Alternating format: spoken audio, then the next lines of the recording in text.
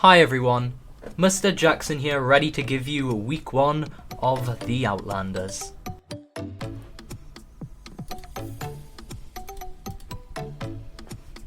So, where to begin? I started building the template of a base that eventually grew and grew, as you can see.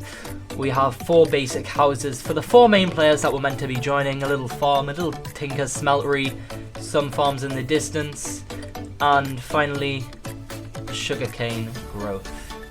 Now, this was all going to change at some point, as little did I know this sugarcane would destroy worlds.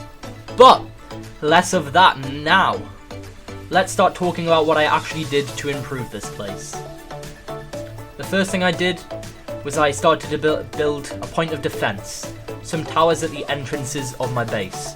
Now this was incredibly handy, having a forest next to me which I keep replanting and getting resources from. I was then planning out a little dock to store my boat to stop people from taking it, or at least I thought that would happen. Got taken quite a lot of the time. I then started to add some finishing details to the builds. As you can now see, they have roofs on. Very nice. The dock is now finished, looking beautiful as ever, and I'm ready to start the day, yeah. So, let's go.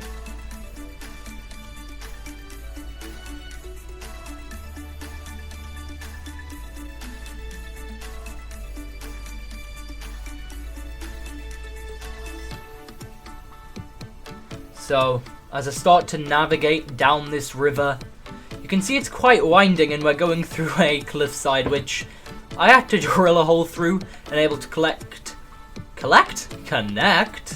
me to the rest of the ocean. This is a marked ocean. It is owned by Das Kongrite. It's technically a swampland, also known as a Bismarck Pond. Very, very beautiful, as I'm heading over there now to have a chat with the Kaiser himself.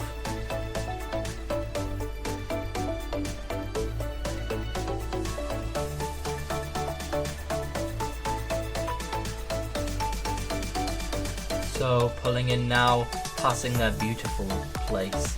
Pleb greets me at the door, introducing me to where our meeting is going to take place. His new bread and fish shop, which he values so highly over Kaiser's, as his bread is hand-picked. You can then see extra chromo jumping down from designing the gigantic mountain. It's quite a nice little shop with a little private feature down below. This is where we were going to have our meeting and the Kaiser was waiting for me.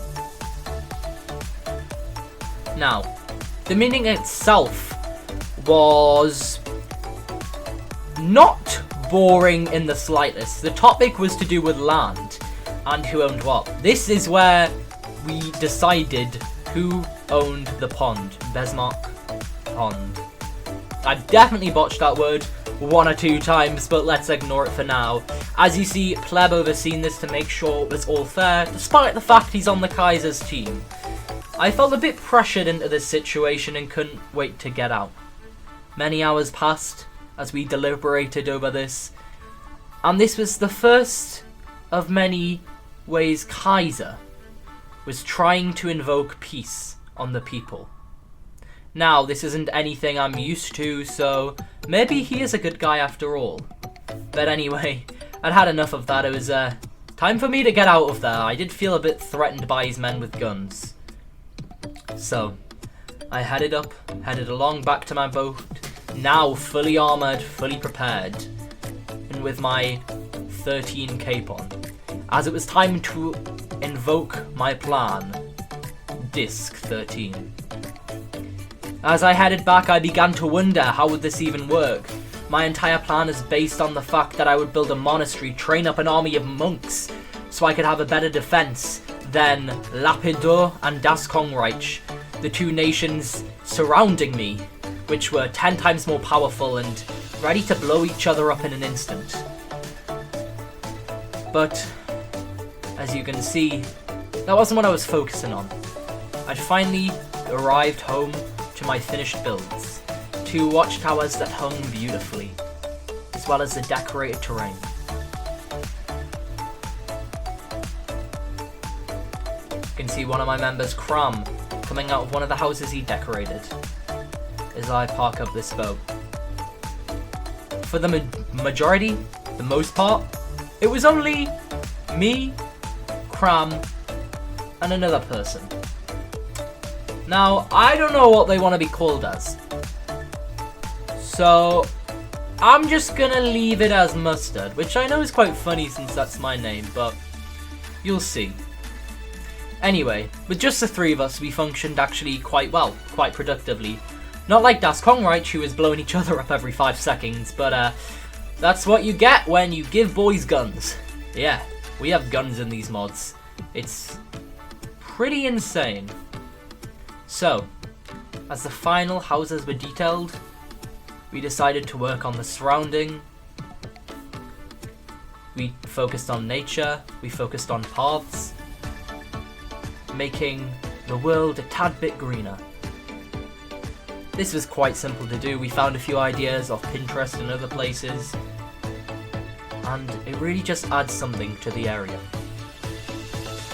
Hopefully I'm wanting to extend these paths to somewhere new, somewhere bright, somewhere with hope. Somewhere that would showcase the new ideas of Bezif, my nation.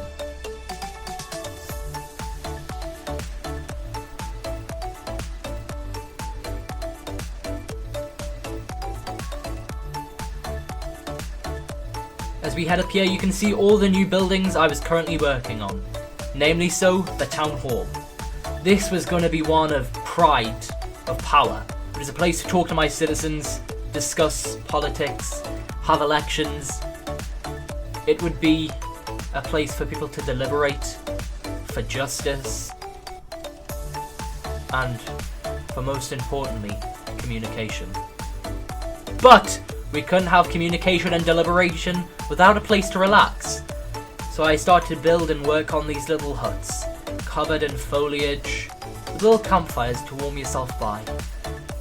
We have a little koi pond to go fishing in. Everything should be peaceful. It may not be a monastery, but it is a sanctuary in some respect. With a meeting desk prepared, because we all know Kaiser's gonna come at some point. So we best be ready.